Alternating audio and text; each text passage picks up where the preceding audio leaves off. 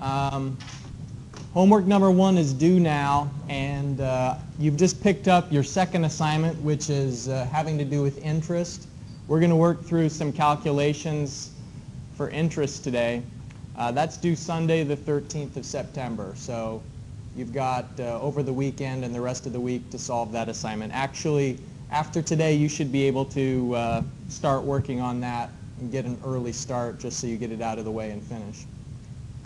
During the announcement slides each time, I'm going to let you know which sections of the book today's class period covers. And what I'd recommend you do is review the book, because sometimes maybe if my explanation doesn't make sense to you, then the textbook illustration will help support that learning. So it's a very good habit to review what's written in the textbook after the class. And in fact, if you want to go through it before the class, that's great too.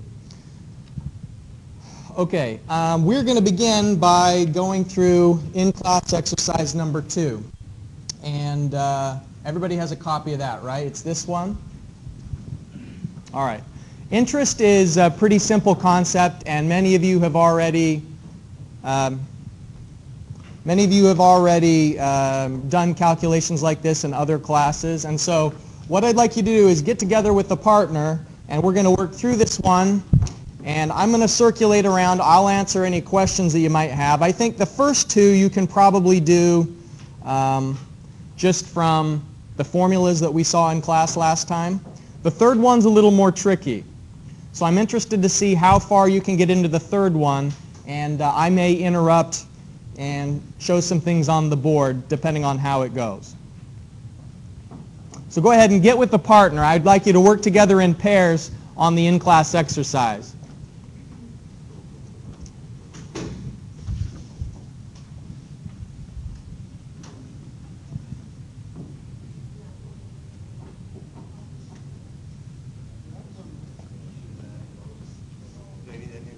You need all of them.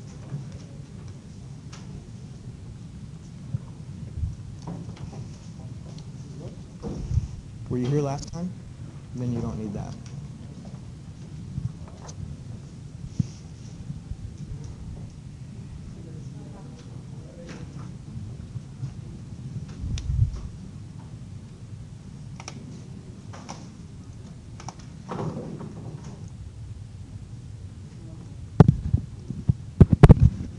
So we finished the in-class exercise. What we're going to talk about now is something called inflation. And inflation is part of the reason why banks pay interest when you have a savings account. It's part of the reason why you have to pay interest if you take out a loan. Remember, we were talking just very briefly last time in class. I mentioned that money is more valuable now than it is in the future. Money used to be, in the past, more valuable than it is nowadays. Maybe some of you have heard stories from your parents when they say how much a candy bar used to cost, or in the past, gasoline was so much cheaper than it is today, and it seems almost like they're telling a story, like it's not true. Like my parents would always say, oh, a gallon of gasoline was 19 cents, and now it's $3 a gallon in the United States. So it's a true thing, though. Inflation means that prices are always going higher and higher. By the way, everybody does have the notes, right? Remember that I provide this blank space here on the side of the notes so that you can write down your own ideas, or if there's something I say that triggers your memory, this white space beside the handouts are meant to be for your note-taking. So over time, prices are going up, and so what that means is that the same amount of money will buy you less in the future. So 100 dirhams today doesn't buy you as much of anything as it did 10 years ago. Now, there's actually a way of tracking that, and every country has something similar. Here in the UAE, there's a report that's put out every month called the Emirates Consumer Price Index. And so I just pulled up the most recent report of the Emirates Consumer Price Index, and I was pretty surprised by some of the results. Some of the things that I expected were, they didn't happen. But let's just take a look at this article from the Gulf News. What it says is it's referring to the CPI, Consumer Price Index. And the way that they find out what's happening to prices is that they track many different things. They track the price of transportation, clothing, food, housing, all of the things that they think the average person is going to spend money on, utilities, everything, all of the things that you have to pay in order to live somewhere. They keep track of it, and they have it sort of weighted according to percentages of what they expect most people will spend. And so maybe they'll have housing be a larger share of this index than the amount of money you spend on coffee. Hopefully you don't spend more on coffee than you spend on your housing. Some people probably do, but I don't think that's normal. So what they do is they have this, sometimes call it a basket. And it's not that they're actually tracking the price of a basket. It's that they put many different things into this average, and then every month they're checking the price of every item in that basket to see how much it costs. And so what they're showing in this article is that this article is in June, and it was talking about the May Consumer Price Index. And so what they'll do is they'll compare where are the prices this May to the prices in May 2014. And what this article is saying is that the index rose 4%. And so, I mean, that's a little bit high, but it's not outrageous. There are some countries that have inflation of, I think Zimbabwe, which is a country in Africa, it was having inflation of like 10,000% per day for a while. It had what's called hyperinflation. So 4% is nothing near that. This was unexpected for me. This is showing the cost of living, essentially, in different emirates throughout the UAE. Now, if I had guessed, I would have said that Dubai would be the most expensive emirate to live in. That would have just been my guess.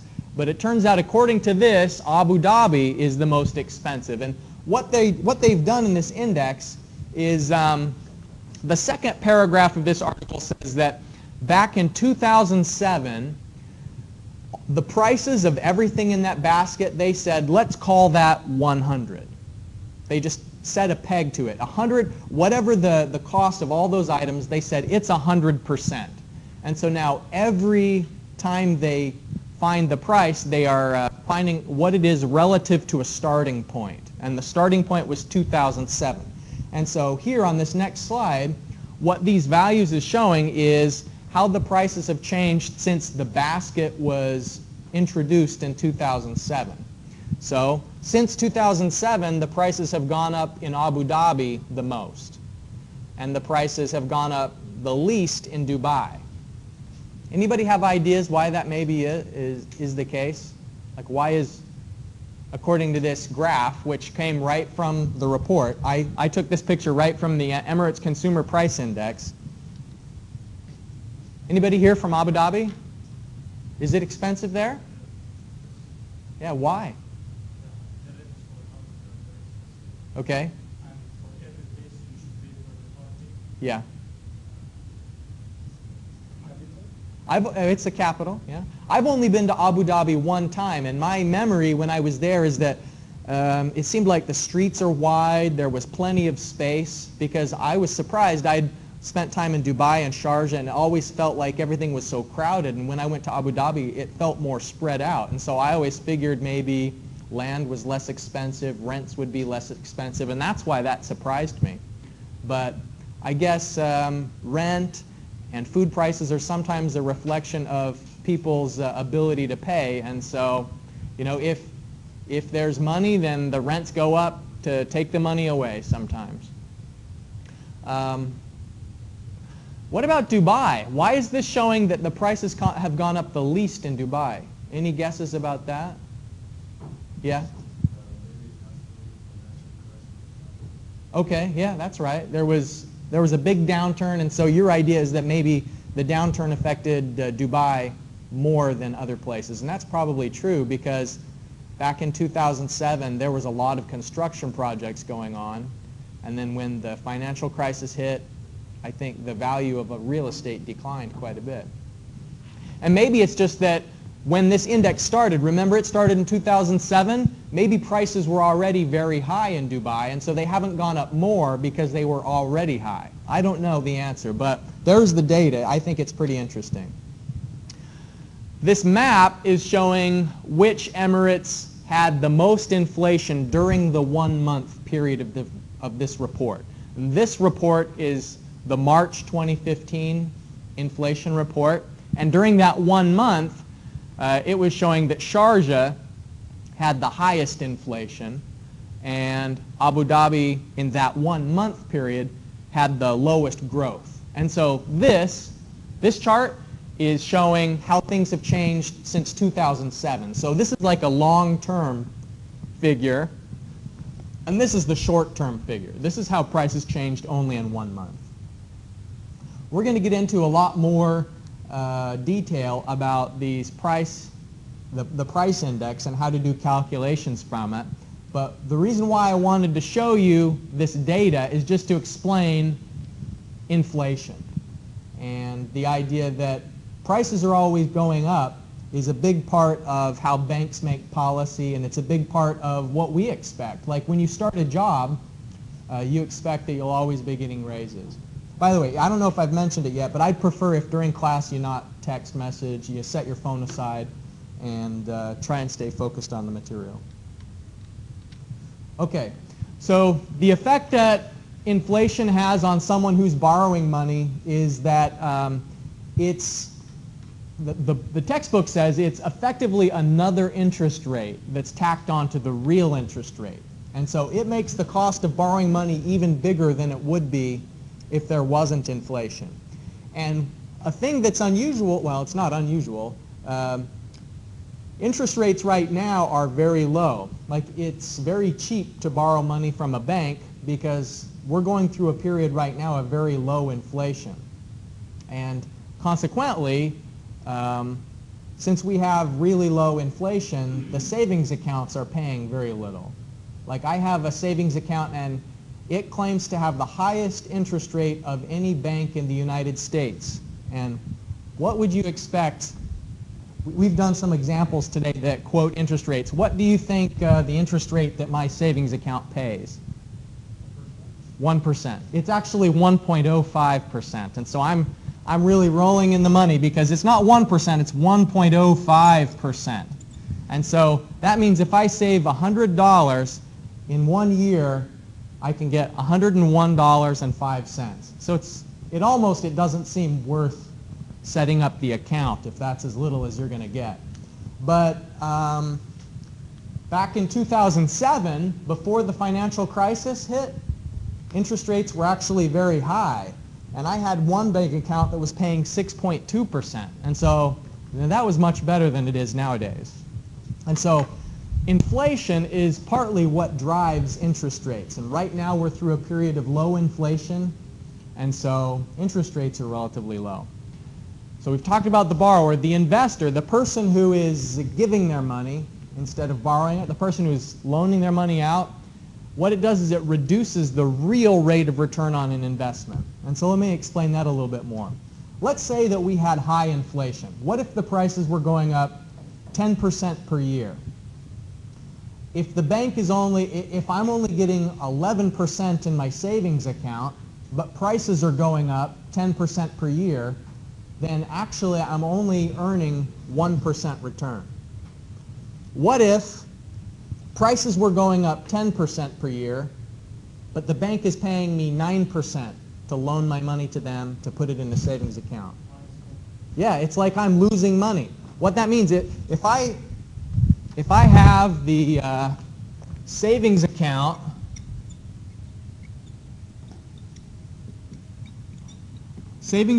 pays 9% and prices go up 10%, and both of these are per year, it would be better for me to just spend my money now. Don't put it in a bank, because that means that in 1 year I actually have less money, even though it seems like I have more money. Like if I put in $100 to the savings account, how much do I have at the end of the year? Right, so at the end of the year I have $109. And so I do have more money, but that money won't buy as much because let's say I was saving money for a car. If I wanted to buy a car that cost $10,000, then at the end of the year, that car is actually going to cost $11,000. And so the prices are going up faster than my money is going up. And maybe you've seen pictures, like old pictures of people carrying money around in wheelbarrows. Have you ever seen pictures of that? And they would, because inflation was happening so high, they'd have to take money in wheelbarrows just to buy bread. And they would buy things as quickly as they got their money because in the evening, the money wouldn't be worth anything. Every day there was so much inflation that they had to spend the money in the morning because by the evening, the inflation had overtaken the value of the money. Yeah. That's the definition of inflation. Yeah, inflation is caused by prices going up. And so in my illustration here, price go up, yeah, that is the definition of inflation. We could put quotes around that and say inflation is prices going up. That's a good question. Are there any other questions about what we've been going over? So if you save money what do you want your savings account to pay more than if you're living in the UAE? Yeah, more than inflation. This article said that from the year 2014, from May 2014 until May 2015, it was 4%. And so if you're investing your money and your money doesn't make at least 4%, that means prices are going up faster than you're making money back on your investment. So you're actually losing money. Spend it now. It's more fun anyway to spend it now. Saving for the future, okay. All right. So just to finish things off, we're going to talk about some terminology, and we're going to use these terms in the next couple of classes. We're going to need to use this language to solve problems. And in your homework, you already know how to solve problems 1, 2, and 3.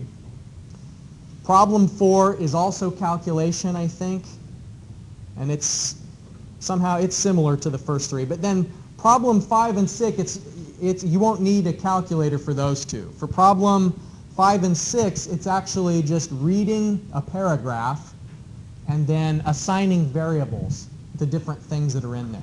And so this next section is related to the last 2 problems on the homework. Okay, so this course is all about the time value of money. Remember, inflation means that $100 or 100 dirhams now is more valuable than 100 dirhams in the future. So the present worth is talking about what is the value of money now, or what is the cost of something now. And it has other names. Sometimes it's also known as, instead of the present worth, sometimes it's known as the present value. Sometimes it's called the net present value or the discounted cash flow. In your homework, it's just going to be called P. So if you're reading a paragraph and it talks about money now, then you'd say, like if in the in-class exercise, it says if you borrow $20,000 from a bank, that means you're borrowing it now. So P was going to be 20,000. The future value, FW for future value, future worth, FW, future value, FV. Those are sort of interchangeable terms. On your homework, you're just going to call it F. It means the amount of money in the future. And so after you calculate the effect of interest, then what is the amount in the future? Now, annual worth is a little more tricky. because it's sort of like a payment. And instead of AW, sometimes it's just abbreviated to A. And I've been looking through the real estate section in the newspaper, and it'll show some apartment and it'll say, put down 30% now, and then you make annual payments or monthly payments after that. And so an annual worth, it's like, if we had a graph like this, here's time, and it's 1, 2, 3, and here is like right now. Let's say you wanted to buy an apartment, and so you made a payment right now. You paid 100,000 AED. That's the payment now. So we call that P because it's in the present. But then the financing company says that you have to make a monthly payment of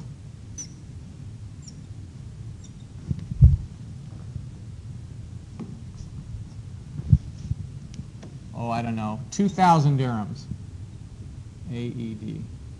Okay, so every month, it's maybe every month, every year, it just means at a certain recurring interval, the amount is the same.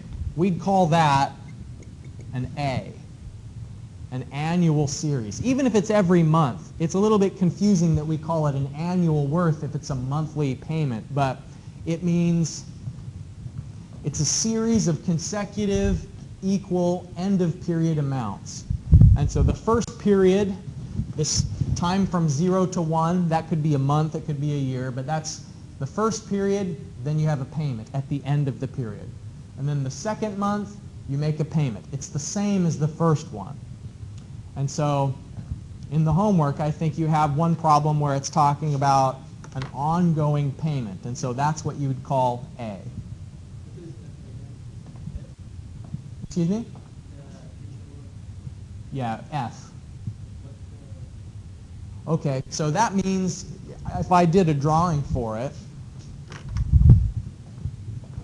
in the in-class exercise, you made a payment of 20,000 dirhams.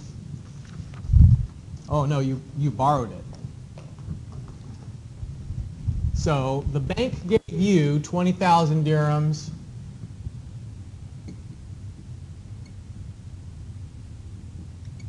in year 0, and then at the end of the year, you had to pay back 21,000.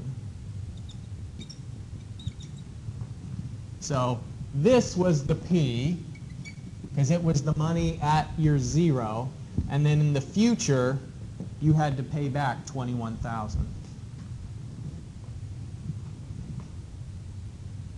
There's something that I've done here that is very important, and I'm sure that you've already picked up on the fact that this line is up and that line is down. Why do you think I did it that way? Why did I make this line up and this line down? Okay, so this was when you were getting money. So if you get money, that's up, which means positive. So it's good to get money, it's bad to give the money away, right? So it's less fun, that's why it's down. So this one is down because you paid 100,000 to begin, and then you're paying every month. You get a house, that's a nice thing, but I'll always do it so that if you are having a cash flow coming to you, I draw it up. If you're paying a cash flow out, we draw it with an arrow down. Okay, are there other questions? I like it when you ask questions. It's very good. All right.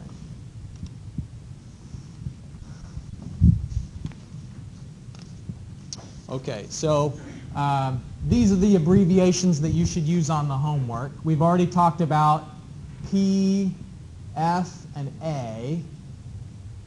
T is what you'll use for time. So in the first problem that we worked today, it was 1 year, so you'd say T equals 1 year.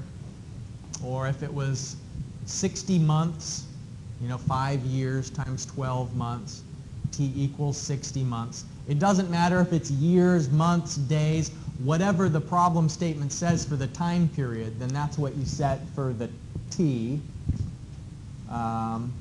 N usually means the number of years, but if the problem is talking about monthly payments, like this little drawing I did here, then N could be months. And that T and N are somewhat interchangeable. And then finally, I is the interest rate. So that is all I have for you today. Let's, before we finish, take one last look at the announcement slide here. Okay, so remember, homework 2 is due on Sunday. It's such a good habit to get things done early. Because it's due Sunday, that means that the procrastinator who doesn't start until Saturday night, it's the weekend, and I'm not checking email on the weekend, and if they have a question, they start to get frustrated. But the person who starts today on the homework, they can ask me in class next time. They have all week to ask questions and check the answers, all that sort of thing. So be the one who starts and finishes it early, all right? All right. Well, have a great day. I will see you in class next time.